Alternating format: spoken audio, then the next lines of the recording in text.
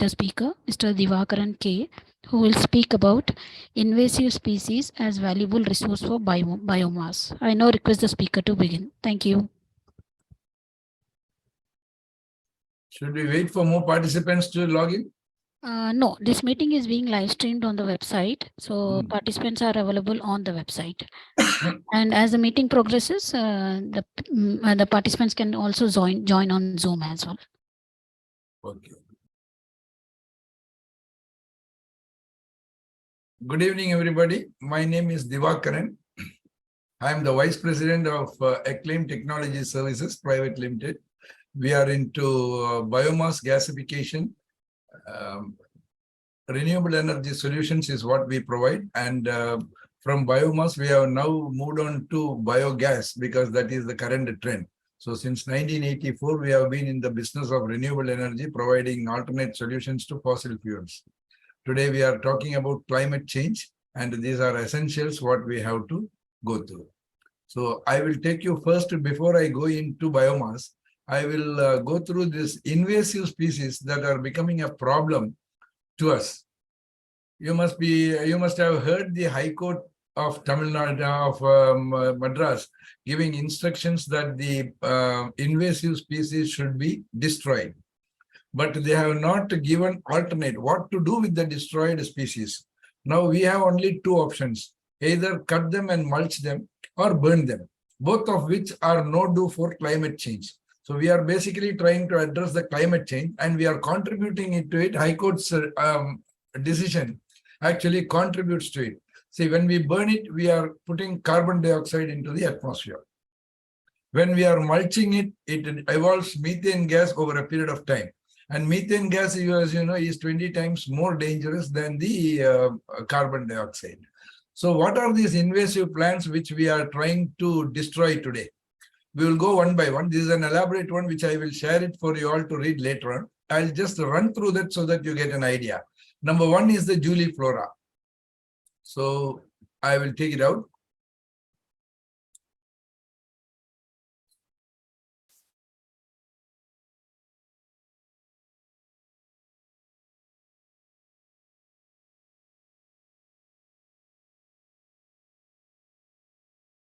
So this is Juliflora. You must have seen this on the roadside. Everywhere we will see this. And this is what the government has asked to destroy. If you look at it, this species flowering tree or shrub in the family of Fabaceae, commonly referred to as the mesquite, that can reach a height of up to 15 meters, tall, often smaller, in arid regions. It is native to the Americas and has been widely introduced in many tropical and subtropical regions around the world. Sir, sorry to interrupt you. The PDF has not opened. PDF is not opening.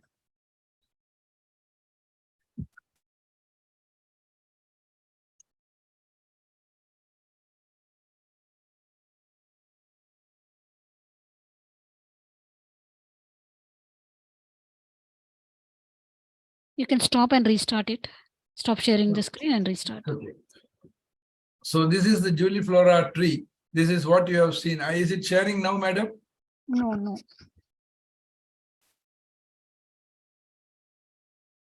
Still no? No.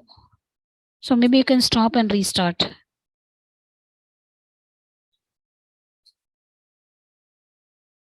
Okay, now I'll share it.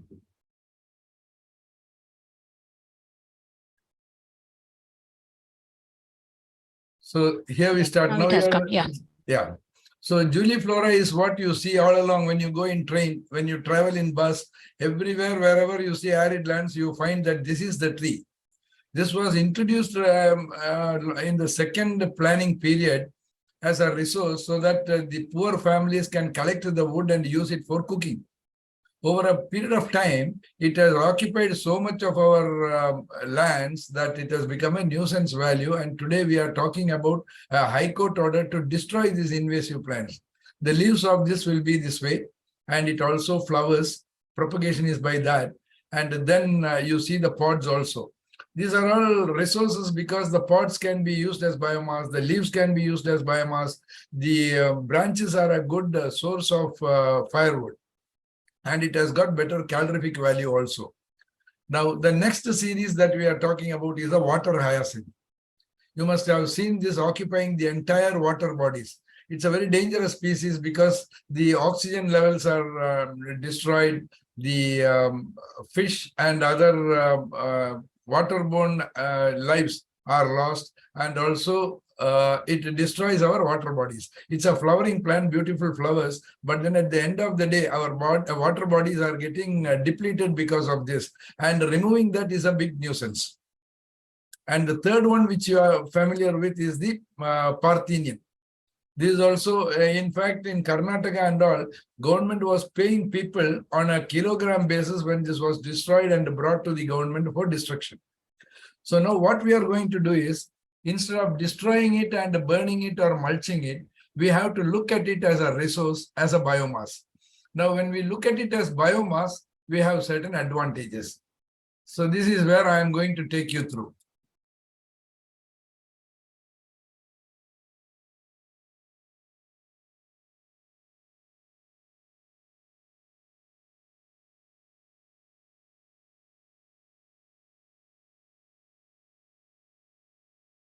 So biomass is something, these items which we are destroying and wasting it off, they are a good resource as biomass.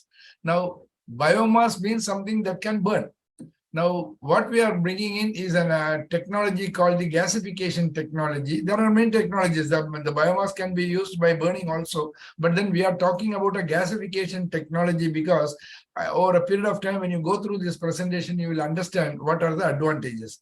So here we are using this gasifier can deliver either thermal energy or the energy can be converted into power. In 1984 and in that period when we were looking at it, these things were available for free. Over a period of time, people have come to understand the value of biomass because it was a substitute for coal, and then the prices of this started going up. So biomass is a resource definitely, but then this invasive species is what we have to consider as biomass because it is still available on at a considerably lower price. Electricity from biomass is neutral carbon emission. Save the earth, reduce global warming. That is what we are all trying to address now. Fossil fuels are limited and we will exhaust at any time. See now, coal, crude, these mines over a period of time after exploitation, it will not lose its, there won't be fuels available for you to excavate. Then we are talking about corporate social responsibility, where we can convert instead of coal and crude, we can look at renewable energy options. When I'm talking about fossil fuels, we also have to consider diesel, petroleum products also. Now, this topic is focused on renewable energy, the energy that can be used again and again and will never run out, like wind, solar, hydro, garbage, biomass. Our focus here is basically on biomass. Maybe over a period of time when agricultural information wishes, we can touch all these subjects one by one because each one is a subject by itself. So in this, we are going to focus on biomass, especially this invasive species destruction and use as a resource.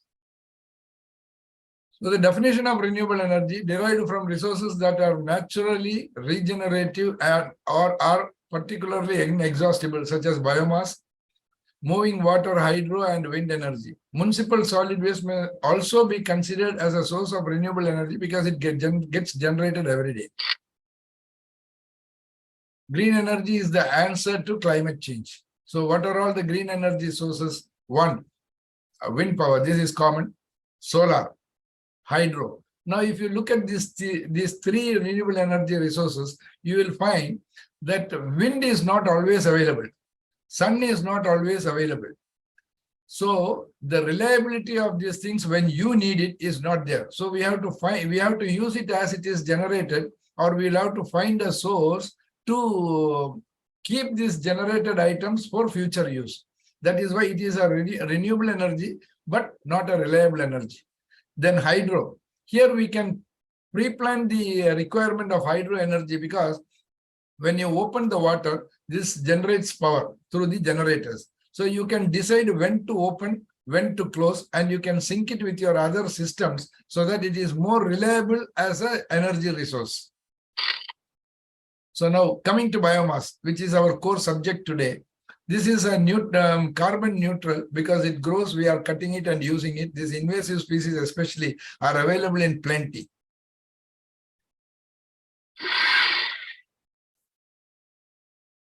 So these are the conversion chart from which we can get it. Thermal conversion can be done through pyrolysis, gasification, and combustion. Biological conversions we can do with fermentation and digestions. That is what normally is the biogas. Then we can have mechanical conversions, and the products that we get out of each is given here.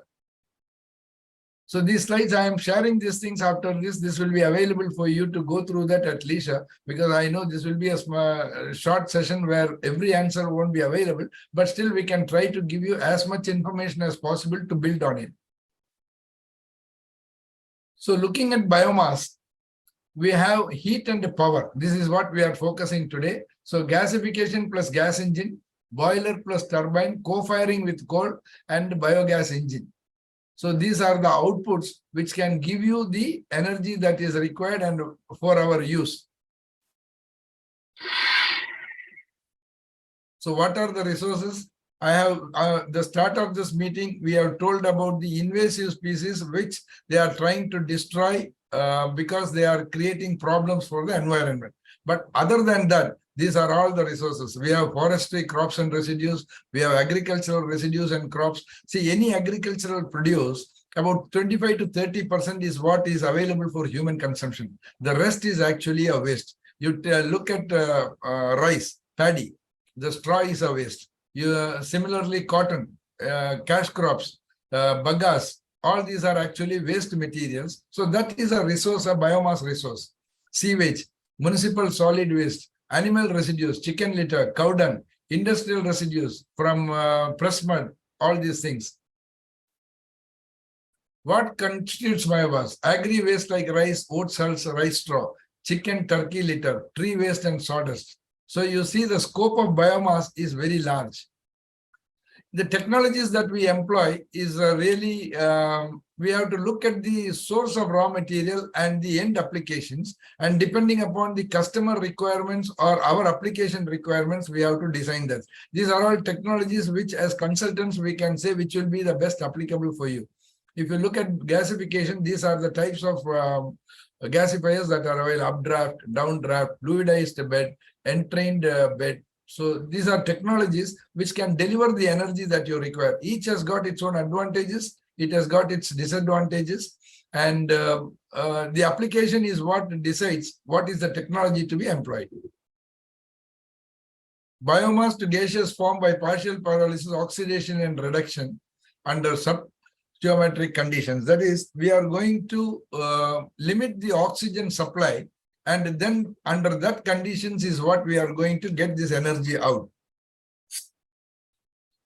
Biogas has been there in vogue even in the Second World War. Buses and tanks were run using this gasification technology. The composition is basically hydrogen, carbon monoxide, CH4 and carbon dioxide and the balance. But our focus is here on carbon monoxide. This is the real energy that we are going to get. Producer can be used for thermal applications, power generation, or a combination of heat and power. I will tell you the advantage of using it for thermal applications will be very high. At the end of the lesson, end of this presentation, I will tell you why. If I forget, you can also put that question to me, why thermal application is more beneficial.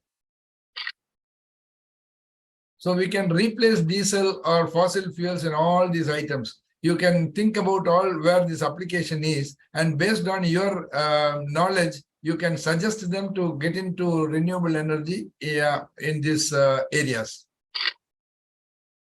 Typically used in melting iron steel, because we can go up to temperatures, we can go up to 600 degrees, we can go. And when we are using it in combination with other fuels like biogas or diesel, we can take it up to 1000 degrees.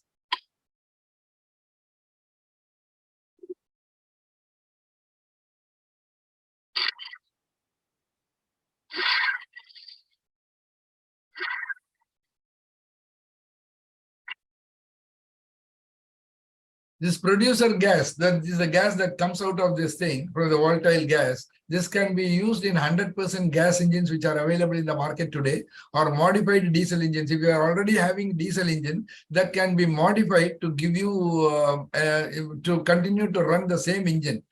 But then there will be a derating but that can be addressed because the capital investment on that is reduced to that extent. The efficiency levels we are just giving this for your understanding only. So this is how the heating applications in a textile processing industry.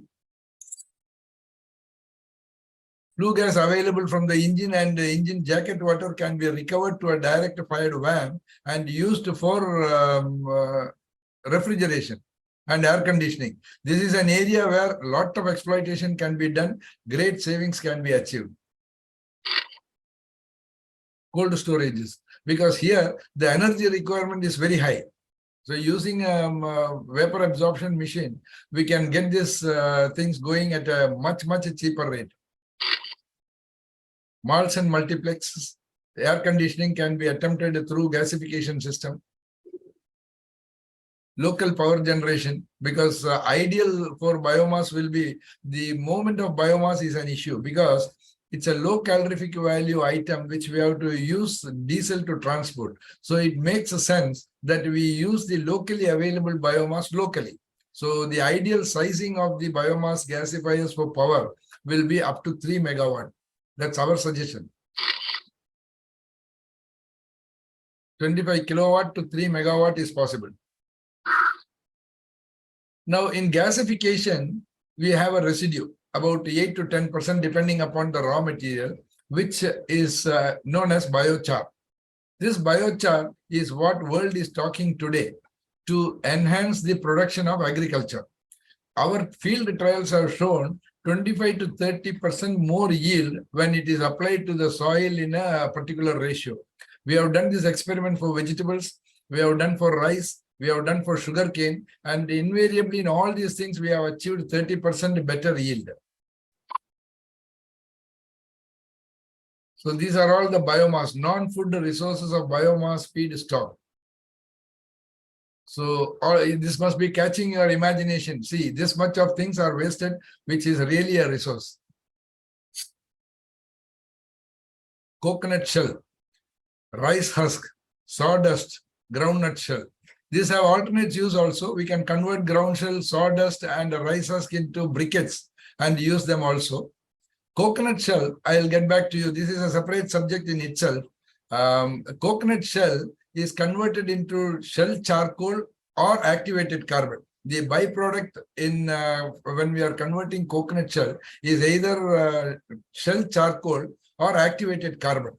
Now, both of which are valuable product. So if we can find a buyer, if we can find a place or an industry where we can use this energy, thermal energy, this coconut shell cost can be hedged. So almost we will get this energy for free because coconut shell and shell charcoal, they go in tandem. The price goes in tandem.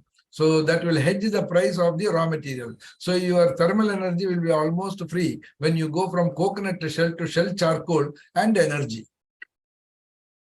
Cocoa shell, sugarcane, bagasse, trash, see the amount of waste that is available for biomass. Bamboo, juliflora, casuarina, eucalyptus. This juliflora is one of the subjects that we have discussed today, which is an invasive species which government wants to get it destroyed.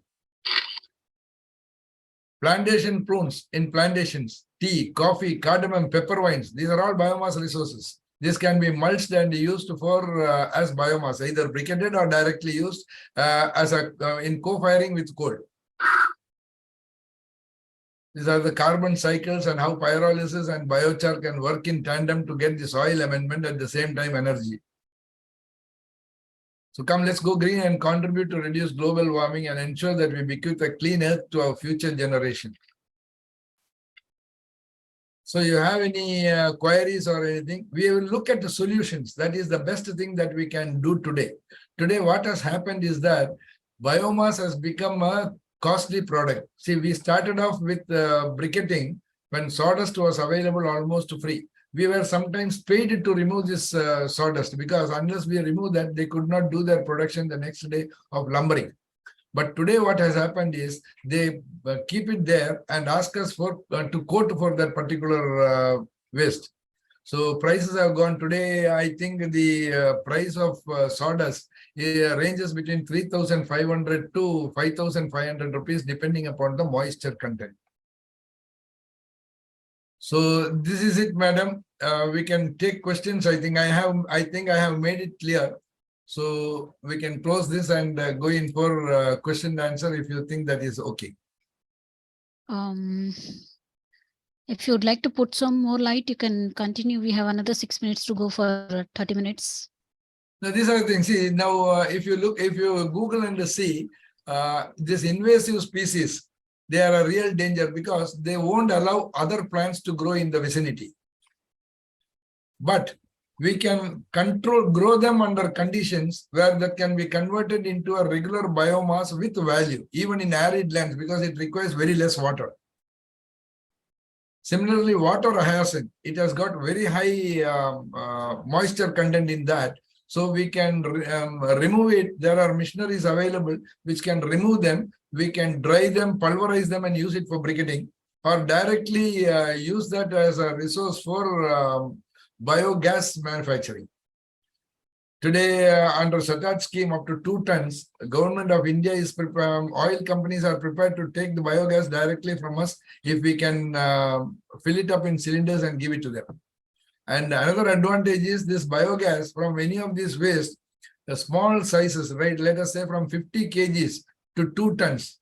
If we can have inputs of regular inputs, this biogas can be used directly without cleaning in our heating requirements.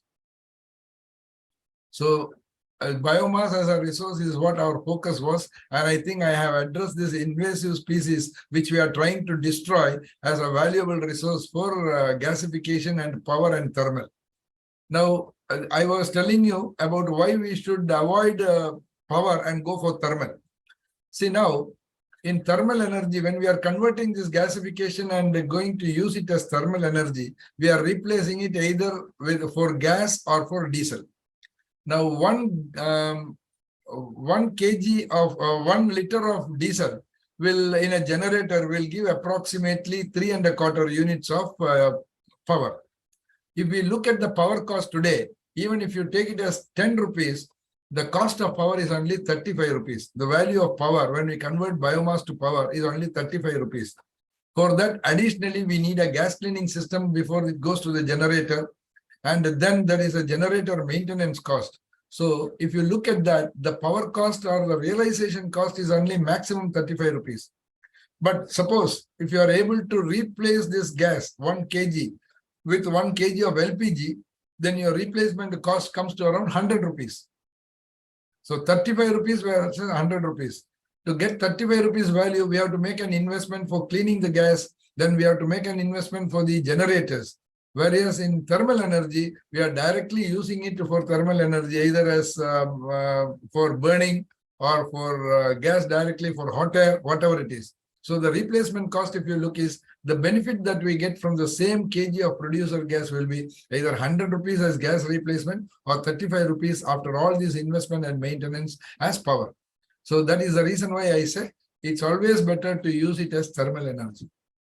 But if we are in a place where power is not reliable, then we can go in for this combined heat and energy, because the waste energy that is coming from the flue gas and the engine heat is what we are converting. So there we have value addition to it.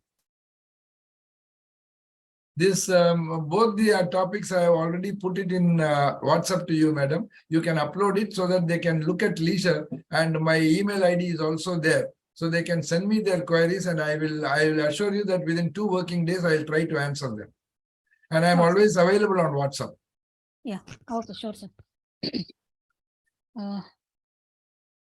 There are some, not too many questions, some simple questions only. So there is a talk about in the whole world about global warming. So what solutions are there to solve this problem?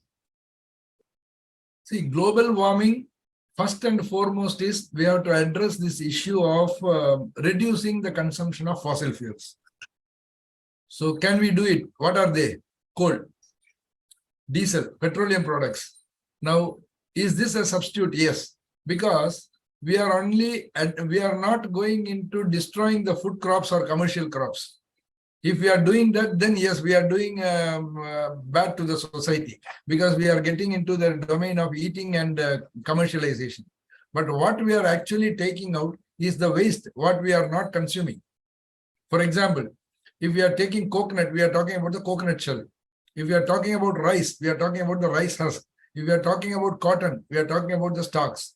If we are talking about sugarcane, we are talking about the trash and also the bagasse. So bagasse, of course, has got alternative. We can use it for making paper. But then if you look at the industry waste from the sugarcane industry, press mud, a normal sugarcane industry produces around 270 to 300 tons of press mud at 70% moisture, which is a good candidate for power generation. It can be converted into biogas. So climate change, who has to address this? Either NGOs with money, because all these things require additional investments. I'll give you a biscuit company, which was using around 2,200 liters of diesel per day. We could replace that with 12 tons of coconut shell.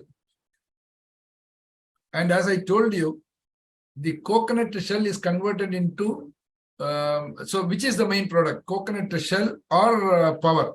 So that is a question. Both of them are valuable, because when I am converting coconut to coconut shell, I get 30% coconut shell charcoal.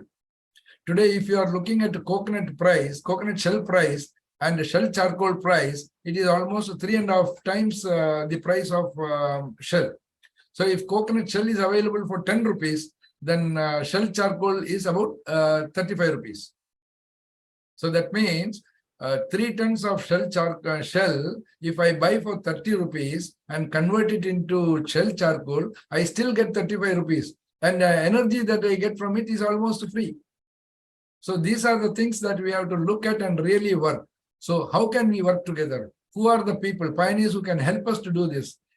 Energy consuming industrialists have to come out with a CSR program to see, sorry, to see that these things are, we are using them profitably and replacing these fossil fuels. We can give them packages where both of this can coexist, so that reliability factor improves. See, unlike wind or unlike solar, this is available on demand. We can plan it. So today, if I have to bring in coconut shell and give you power, I have to just stock the coconut shell, and you can be assured, unless there is a problem with the system, plant and machinery, this is going to generate the power that we are guaranteeing. So this biomass to power is a reliable, renewable energy resource. Okay. And today technologies have grown so much that 1 kg of biomass can give you almost 1 unit of power. Okay. So next question is, how can we get this biomass? Biomass is available in plenty, madam. Today we are talking about with big companies where they have got big land masses. So these land masses have to be cleared and put to proper use. So what is the first question that arises? To clean the waste growth that is there. The entire waste is a resource. This is a biomass. So now we are talking to some cement companies. We are talking to Vedanta. They have got land banks and we have given them proposals. But then who will build the cat? They have to come with the resources. Now, cleaning up an area is a cost to company. They have to, who will build the cat? And then we have to convert that into resource. Your power plants need them. Your cement plants need them. We are only looking at biomass which is available and which is costing you, like sawdust. We have to forget that. We can go in for other biomasses like crop waste, which is from either commercial crop waste or food crop waste. So this has to be organized. See, today we are talking about stubble burning and the problems of pollution in North India during winter season. You are aware of that? Yeah. Yeah. Now, what is the issue? Now, between the crop that is ending and the next crop, the farmer has got only a 25 to 30-day window to clean up his land. Now, just imagine he cleans up this land, there is a cost to it. And he has to convert it into a bundle and then carry it to the nearest station for converting it into biomass. Now, this cost is not hedged by the, this expenses is not recovered. Now, what is to be done?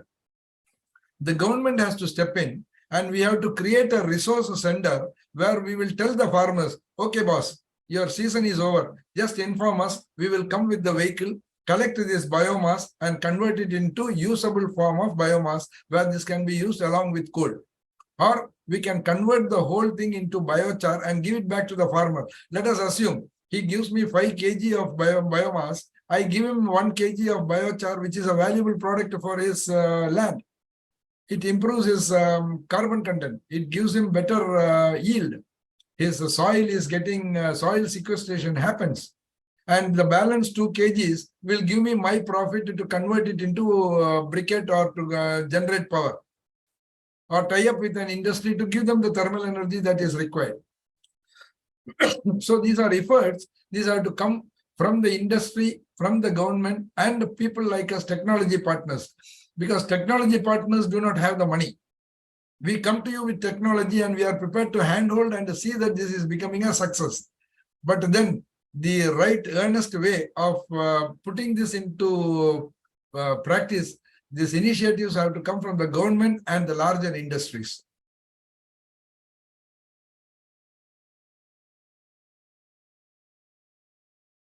Okay.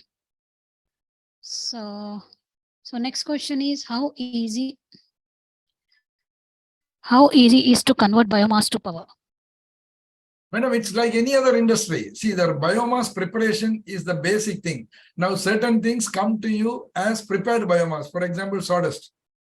You can directly use it for briquetting or with other things. But then other things, tree branches, you have to convert them into, you have to mulch them to, let us say, if I have a system where I can use 50 mm of this biomass, I have to ensure that these are mulched to the system. So this biomass preparation is important, which is, there are a lot of technologies. And that is a cost to company. And when I say biomass to power, these costs are all taken. Biomass preparation is the basic requirement. See, for example, bagasse. Bagasse can be shredded. The trash of sugarcane, that can be shredded and converted into biomass. So biomass preparation is a subject. So after biomass preparation, then we come to the conversion. And then from the conversion to the energy. And then the usage of energy. So these are all segregated and well organized systems. There is no issues. And this is the most reliable way of working with the biomass. Okay. The moving parts are much less compared to other industries. So you have technologies which are fit and forget, like Ringling cycle. Okay. So what about a small farmer? Any farmer, madam, this is what, see, there is no small farmer or big farmer. In the sense he may not be having the technical knowledge. So they don't need, that is what I'm telling. The technical knowledge it's not a question of technical knowledge. He is the generator of biomass, as simple as that. Whether he is a small farmer or a big farmer, every farmer is a generator of food or a commercial crop plus biomass waste. So now, food item, he knows how to sell. There are many ways. But this residue item, he just burns it because that is the simplest option. Now we have to ensure that this waste is consolidated, and for that consolidation, who pays for the farmer? Now that is an additional income for the farmer. You just imagine, when you are making paddy, 30% of that paddy is sold as a food item. The balance 70%, he doesn't have value for that. Now I am prepared to give him a value. So that value should be equivalent to what is the amount that I'll be realizing from the energy. So this is where the economics of waste management comes. See, now if you burn trash in Australia, you will have to pay a fine of $150. Now what they do is, sorry, they have mobile vehicles which go to the farm, convert this into biochar and give it back to the farmer. And the farmer pays him $50 or $100. So now look at it. The fine is avoided. He is converting this waste into a valuable biochar and putting it back into his soil. Why the farmer? Why is he burning this stubble in the garden? Because that's the easiest way he can do. But is stubble adding value to his soil? Absolutely no. It is ash. Whereas when we convert that into biochar and put it back into the soil, he can be guaranteed at 25 to 30% more yield in his next crop. And the soil becomes more, the soil sequestration happens. When you are applying biochar to the field over a period of time, your application of fertilizer will come down. Your pesticide requirement will come down because the root system will have a strong soil to come, and the root system is strong. It has got a better root system. The insecticide attacks will come down. The immunity grows. Okay.